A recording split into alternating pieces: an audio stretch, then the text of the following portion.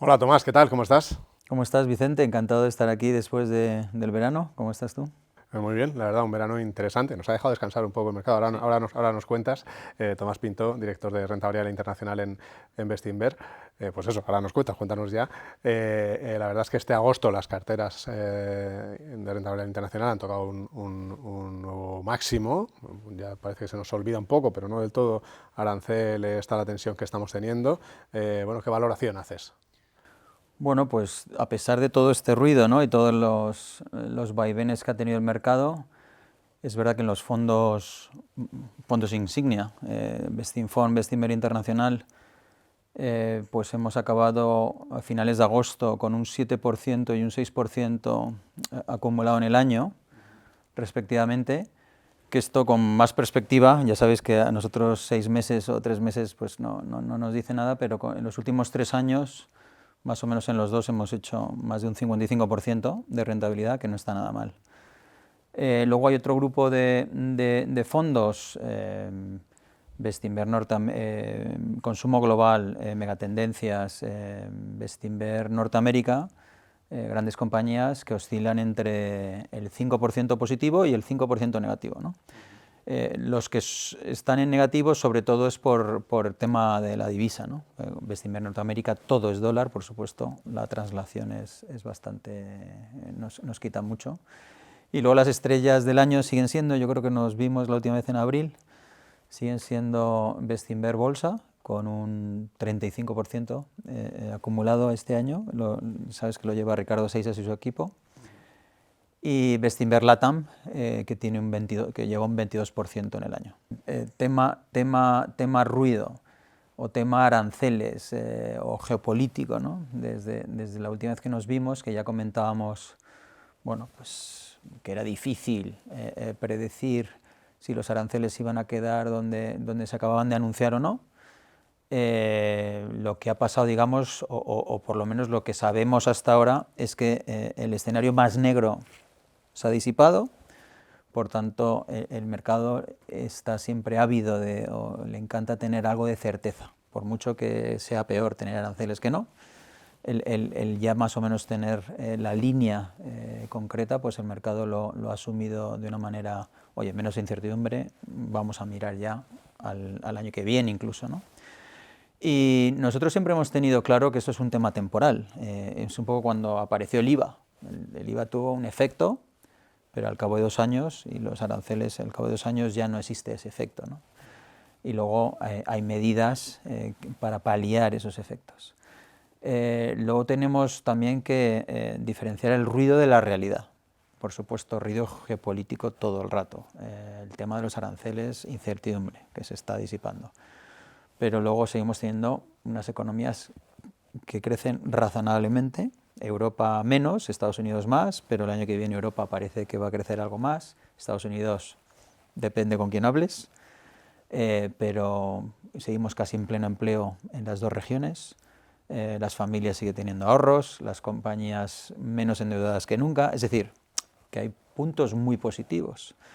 Luego puede haber esa bajada de impuestos que ha habido en ciertos sitios en Estados Unidos y el impulso que quiere dar en Alemania a su economía, eso es positivo, quizá el impulso en China también es positivo, es decir, que hay ciertas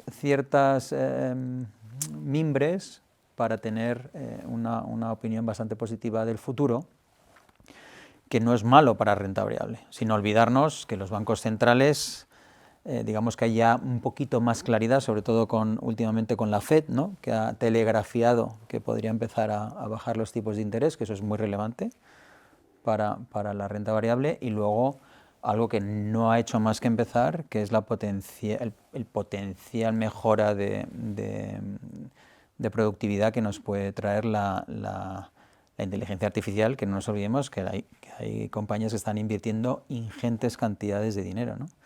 Entonces, vuelvo a lo que he dicho hace un rato, esto no es malo para renta variable, de hecho es un escenario muy positivo, pero no tenemos ni idea si va a subir, va a bajar, pero trasladando nuestros fondos,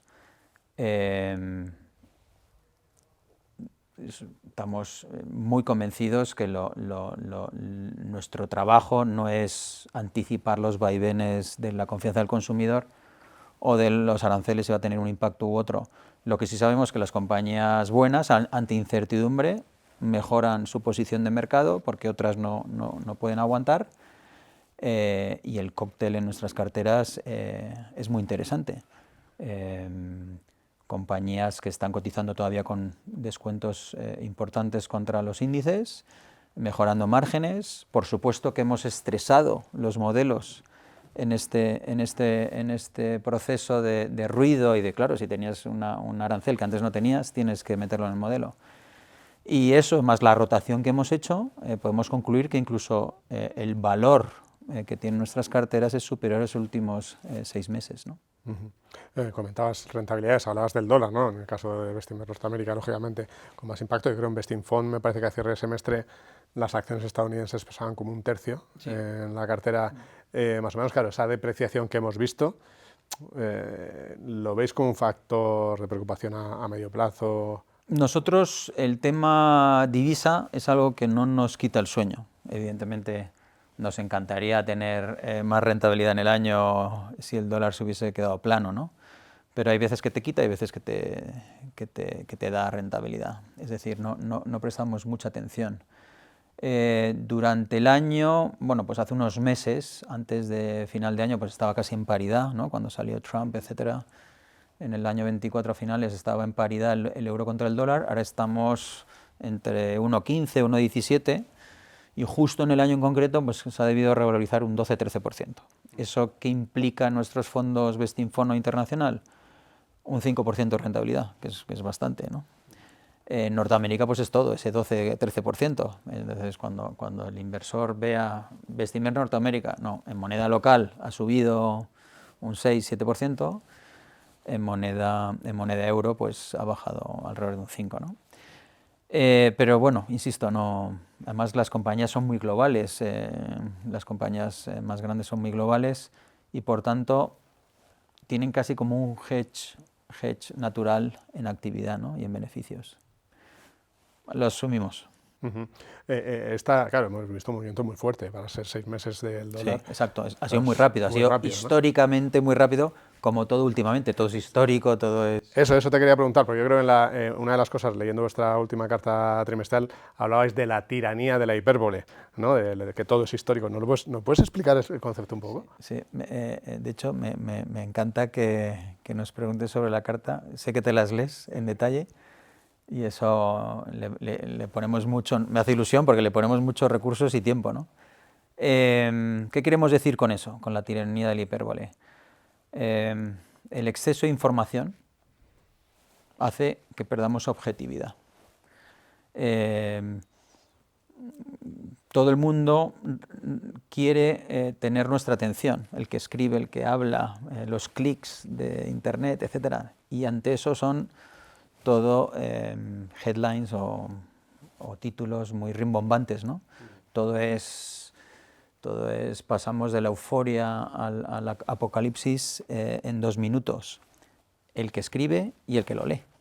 Entonces, vemos que el inversor, en general, ha perdido esa objetividad y no tiene tanto, y ha perdido la capacidad de contextualizar.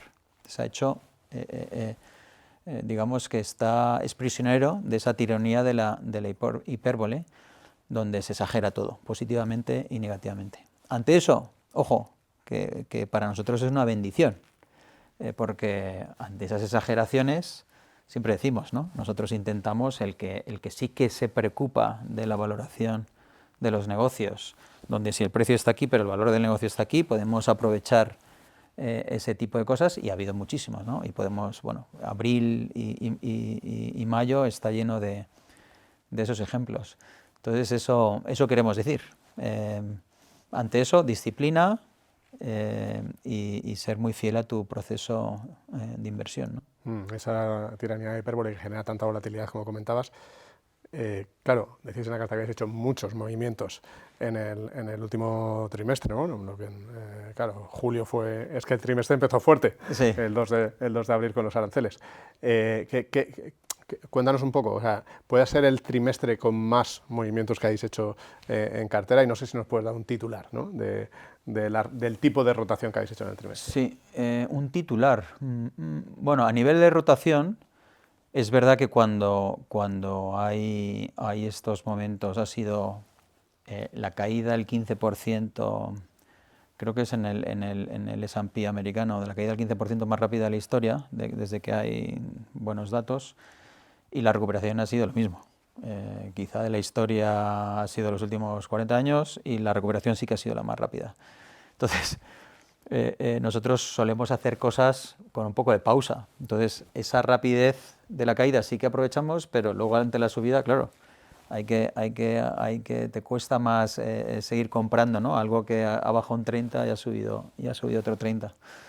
Quizá ha sido en movimientos más que en absoluto, ha sido parecido a lo que podía ser el post-pandemia, el año 20, durante la pandemia, cuando todo bajó muchísimo, pues ahí tuvimos muchísimas cosas que hacer, por supuesto, o el post-vacunas, al contrario, porque todo subió tanto que muchas cosas llegaban a nuestros precios objetivos, ¿no? Pues ha sido algo parecido. Titular, pues que es casi que ganar dinero en bolsa, yo creo que es más de temperamento que de inteligencia, no lo digo yo, lo dice Benjamin Graham, digamos, el mentor de Warren Buffett, que en su libro El inversor inteligente, que lo conocen muchísimos de nuestros telespectadores, no sé decir, oyentes, telespectadores, insiste mucho que no tienes que ser un genio analítico ni tener un coeficiente intelectual enorme, pero sí que saber no entrar en pánico, esa templanza, disciplina, seguir tu proceso. Por eso insistimos tanto en eso, ¿no? Y nosotros es lo que intentamos hacer, ser muy disciplinados. Entonces, si baja un 40% algo que habíamos vendido o que habíamos reducido 2 meses antes, pues lo volvemos a mirar, volvemos a añadir, pero si sube un 30 o 40% luego otra vez en 2 semanas, pues volvemos a reducir o no hacemos nada, ¿no? Nos quedamos un poco ahí, un poco paralizados, pero bueno. Bajando a nombres concretos, danos un par de ejemplos de movimientos que sí hayáis podido realizar. Bueno, hemos hecho mucho, sobre todo hemos hecho, lo más fácil para nosotros es un poco lo que comentaba, ¿no? En enero-febrero fuimos reduciendo, como hacemos siempre, las cosas que van muy bien y se van acercando a nuestro precio objetivo, pues vamos reduciendo. Va a ser siempre imposible vender en el pico, ¿no? Va poco a poco. Y compañías como Barclays, Meta, Pandora, Expedia, ciertos bancos, que es que habíamos vendido en febrero o en marzo, y en abril estaban un 30, 40, incluso 50% más abajo. Pues esas son las muy fáciles, y de eso ha habido mucho. Y como nuevas, bueno, y cosas que me gustaría puntualizar, por ejemplo, Expedia, que hemos hablado en la carta trimestral bastante, o en las cartas trimestral, que la compramos hace 18 meses más o menos, a niveles de 120, 130 dólares, básicamente porque estaban haciendo las cosas que nosotros creíamos correctas. En febrero estaban a 210 más o menos, y en abril estaban otra vez a 130. En algún momento 135 por ahí. ¿Qué hicimos? Lo que habíamos vendido compramos y más. Si nos ponemos ahora, Expedia está a 215 más o menos, 212 depende del día, porque ha publicado resultados muy buenos y el mercado se la toma bien, pero es que curiosamente creemos que nuestro riesgo que estamos tomando en la compañía es menor. Una compañía que está creciendo igual que el resto, ajustado por sus especificidades geográficas, que es dueña de las marcas de Hotels.com, de Vrbo y de Expedia, y donde la mejora de márgenes, que era una de nuestras tesis, se está viendo perfectamente. Digamos que tenía que poner su casa en orden, y lo está haciendo, sin perder, digamos, el ritmo de crecimiento. Y está todavía cotizando más o menos a un año vista 10 veces, 10% de free cash flow, de flujo de caja libre, recomprando acciones. Vaya, que ese es el ejemplo perfecto de lo que ha pasado este mes. ¿Qué más cosas, o estos meses, qué más cosas han pasado? Ha habido una separación de una compañía que tenemos, que se llama Holcim, que es una compañía de cemento y materiales de construcción suiza. Pues ha separado su negocio americano, que tiene unos drivers diferentes porque crece más y requiere más inversión en corporativo, de comprar compañías, y de la parte fuera de Estados Unidos. Y el mercado, como esto va de modas, pues de repente Europa, que la parte de Holcim que se queda, Europa es más importante, como la gente está obsesionada en ese momento de comprar Europa por el estímulo fiscal alemán, por el fin de la guerra ucrania que no viene, pero eso es lo que juega el mercado, pues Holcim ha subido muchísimo y han vendido la americana muchísimo. Entonces hubo de repente una diferenciación de valoración brutal que hemos hecho, comprar muchas de Amrise, se llama Amrise, la americana. Entonces, no es nueva, pero va a aparecer como nueva, como nuevo nombre. ¿Qué más cosas hemos comprado nuevas? Hemos comprado un banco nórdico, Nordea, que es nueva. Hemos aprovechado abril ahí para comprar bastante. Viejo conocido, la vendimos hace 2 años y la hemos vuelto a recomprar, cotizando a menos de 10 veces beneficio, por encima de 10% de retorno solo por recompras y dividendos, con un potencial que creemos que es muy interesante, ¿no? Más cosas que hemos hecho como nuevo, bueno, yo creo que entre Amrise y esa te he dado ya es que hemos hecho alguna cosilla más, pero esa rapidez de la recuperación, luego nos hemos quedado ahí con la posición todavía no completa y prefiero guardármela. Hablábamos en la carta que una era de semiconductores muy barata, la cadena de valor de semiconductores muy barata, más de andar por casa, más que lo que la gente puede estar pensando, y otra era de consumo discrecional. Pues ahí seguimos con la caña preparada. Pero claro, las ventas, esto no es un capital finito. Claro. Perdón, las compras no puede ser para siempre, tenemos que vender cosas. Hemos vendido el 100% de nuestra participación en Ryanair, que lo ha hecho fenomenal, y luego, después de 5 años, hemos vendido Heidelberg Materials, 100% ya. Y vamos a contarla un poco más en detalle en la carta trimestral, todo ese proceso, pero básicamente compramos en la pandemia, doblamos la apuesta, acuérdate, después de Ucrania, de la guerra Ucrania, que penalizaron mucho a las compañías de cemento y materiales de construcción, y eso nos ha dado unos réditos tremendos, pero claro, se ha visto beneficiada por el estímulo fiscal alemán, por el tema de Ucrania, entonces para nosotros sí que nos importa la valoración, ¿no? Y mucho de ese capital lo hemos invertido en ArcelorMittal, ¿no? Que creemos que es un caso muy parecido, pero decalado en 3 o 4 años, ¿no? Uh-huh. También habéis reducido posiciones en bancos europeos, ¿no? Comentabas Nordea, que justo habéis incorporado a la cartera, pero viendo un poco la cartera, veo que habéis reducido, ¿no? Ahí el potencial, entiendo que con el comportamiento tan bueno que han tenido estos valores ya se había agotado, ¿no? Bueno, en el fondo, los bancos, sobre todo europeos, zona euro, no están caros. Si lo miras así, mirando un año vista, por supuesto que un año vista puede pasar de todo, pero la economía, si crece más o menos como lo que la gente está estimando que va a crecer Europa, pues a lo mejor están a 9 veces beneficios el año que viene y a 1.3 veces, digamos, el valor en libros ajustado por ciertas cosas, ¿no? No es caro, porque ese 1,3 veces de valor en libros compara, pues yo creo que casi un 15% de retorno sobre ese capital. Es decir, no están caros. Ahora, es verdad que han subido muchísimo, principalmente ha habido por supuesto expansión de múltiplo, pero es que los beneficios han multiplicado, ¿no? por bastante, desde el mínimo del año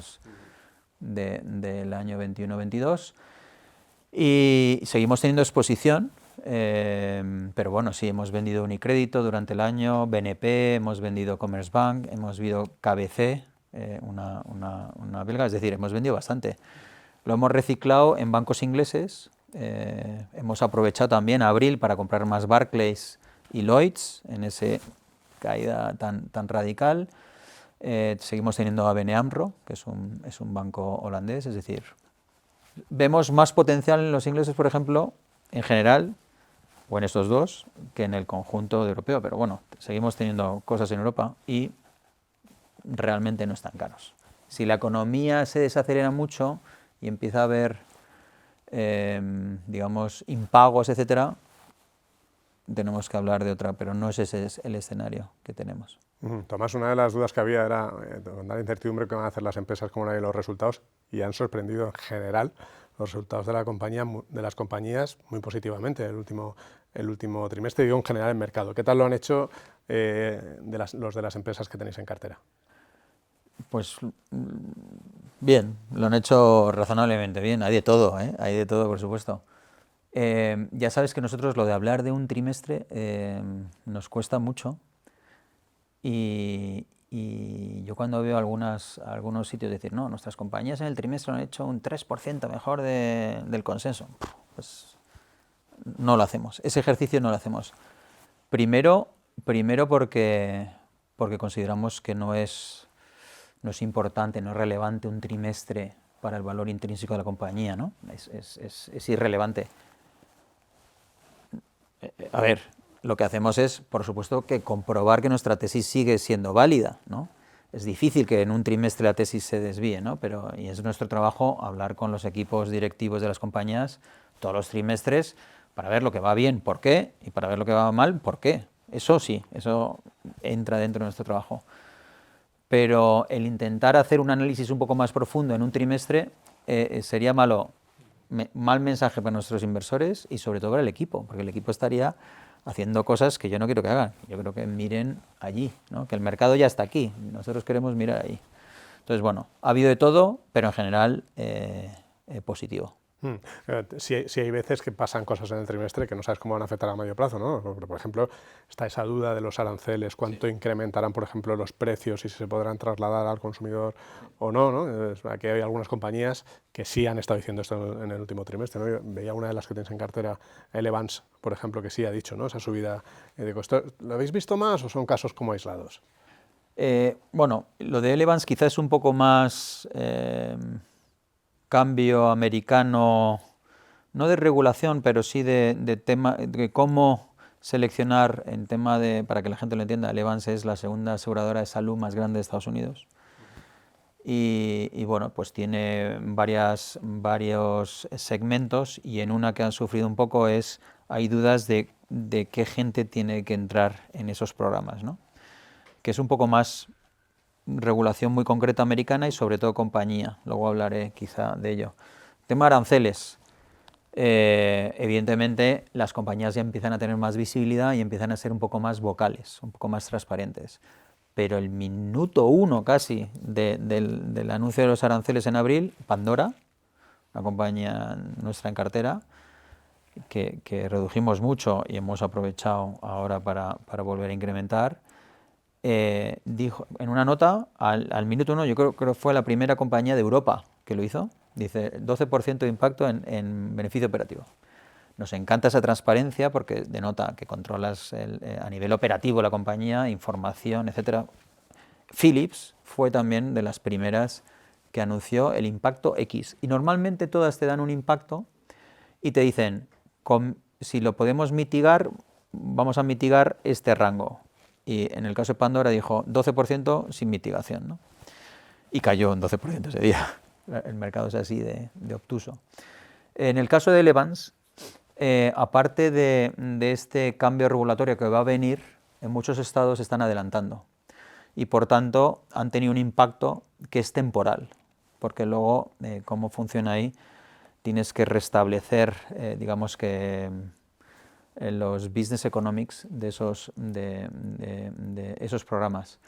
Pero también, y es por esto que no hemos comprado, empezamos a comprar Elevance hace 12 meses y hemos ido poco a poco, porque había una unidad que había sobreganado dinero, pero no sabemos exactamente cuánto.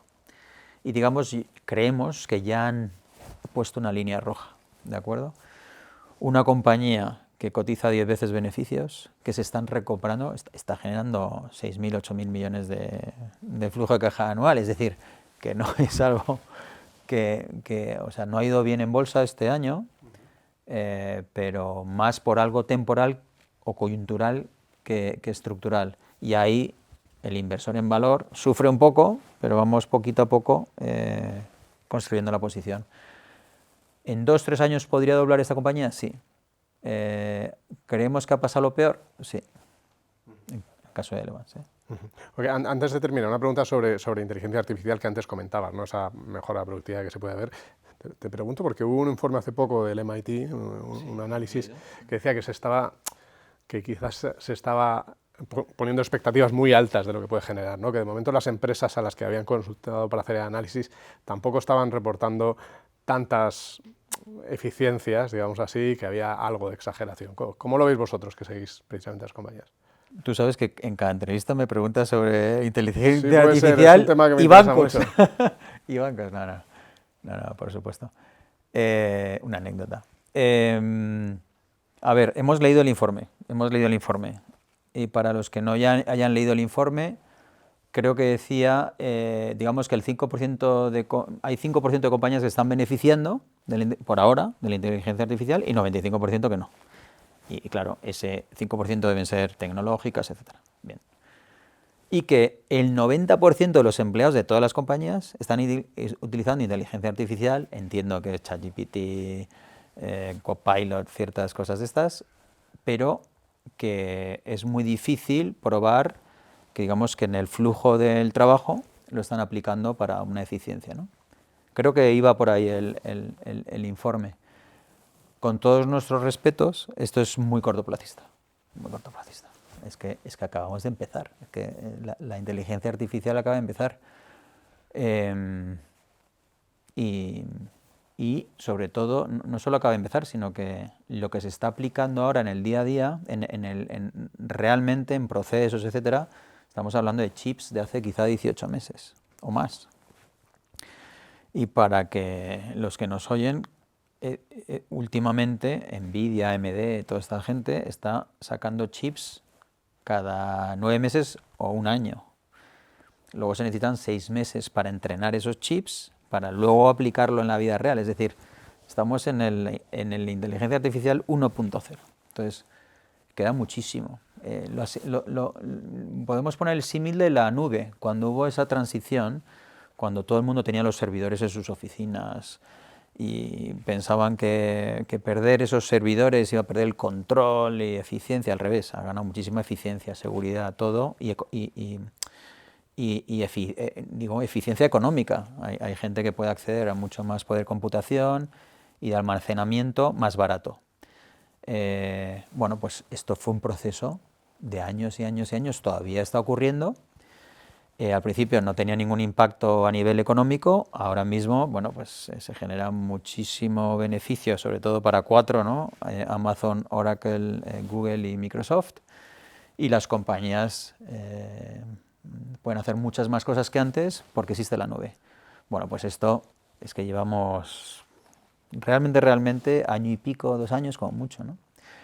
En el día a día nuestro, nosotros, yo creo que lo conté aquí alguna vez, tenemos como un blog, un registro de anécdotas y de cosas reales que está mejorando en nuestras empresas la inteligencia artificial, y hay muchas. Hemos hablado, yo creo que del coche autónomo aquí. Meta, creemos que es alrededor de 10.000 millones o más anual en ventas que están generando más por la inteligencia artificial. El otro día, hablando con un amigo mío que es un crack, no voy a decir su nombre, pero es un investigador de los mejores que hay en España, dice que es que le ha abierto unas posibilidades la inteligencia artificial de analizar datos que antes eran incapaces o tardaban muchísimo tiempo para encontrar moléculas que puedan atacar ciertas enfermedades, que les ha cambiado la vida. Es decir, estamos al comienzo. Netflix, justo el otro día hacía una anécdota.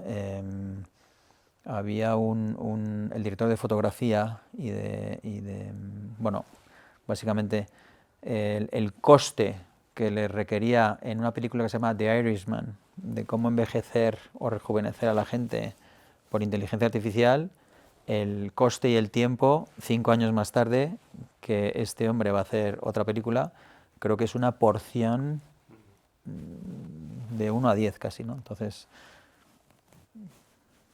creo que el informe del MIT somos muy respetuosos, pero es más de ahora para atrás en vez de mirar para adelante, ¿no? Luego hay muchos más informes. Hay uno de McKinsey que si lo lees se te pone la carne de gallina, ¿no? De todo lo que va a cambiar. De pronto este hice ruido ahí en mercado, por eso te traía la pregunta. Para ya la última, antes comentabais que habéis, con las operaciones que habéis hecho, con esa rotación, habéis aumentado el valor de la cartera. ¿Podemos poner cifras a ese aumento del valor o no? Pues cuando haces una transacción en concreto, es decir, vendes algo que tienes un 20-30% de potencial y compras algo del 50 a 100, ¿no? Solemos comprar cosas de más del 50% de potencial, pues es muy fácil hacerla, oye, 2% aquí al 20% y aquí al 80%, haces la diferencia.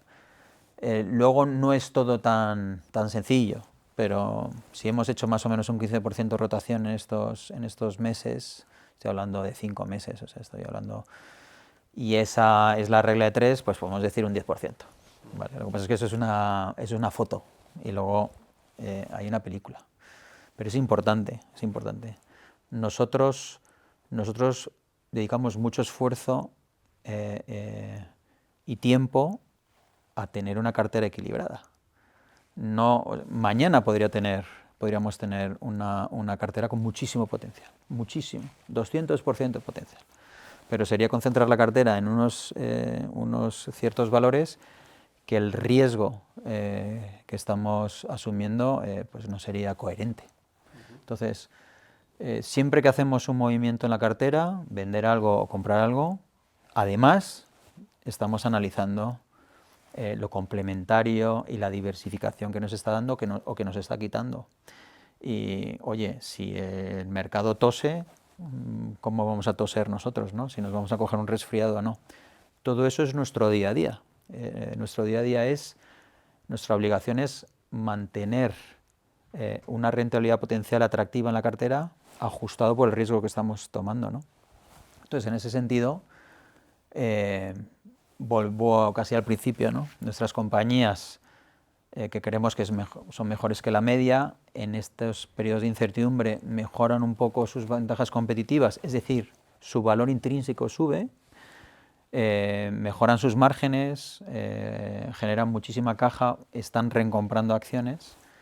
Por tanto, creemos que para lo que viene, que siempre hay incertidumbres, por supuesto, pero para lo que viene estamos muy bien pertrechados y tenemos muchísima confianza y esperanza en el potencial de la cartera en los próximos años. Muy bien, pues lo iremos siguiendo a ver cómo va evolucionando a lo largo del tiempo. Muchas gracias por tu tiempo, Tomás. Gracias a ti, Vicente, un placer.